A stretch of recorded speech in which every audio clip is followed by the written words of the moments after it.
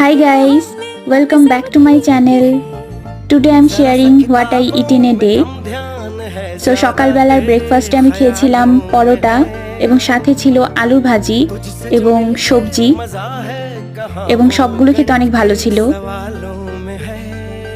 এরপর দুপুরবেলা আজকে মা রান্না করেছিল পোলাও, সাথে ছিল খাসির মাংস এবং খাসির মাংসের কলিজা ভুনা।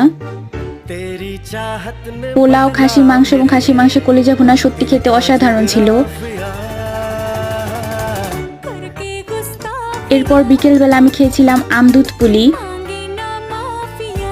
এটা আসলে পুলি পিঠার মতো, এটার ভেতরে আম রয়েছে এবং এটা সত্যি অনেক টেস্টি ছিল খেতে। এরপর রাতের বেলা আমি খেয়েছিলাম আম দিয়ে চিরা।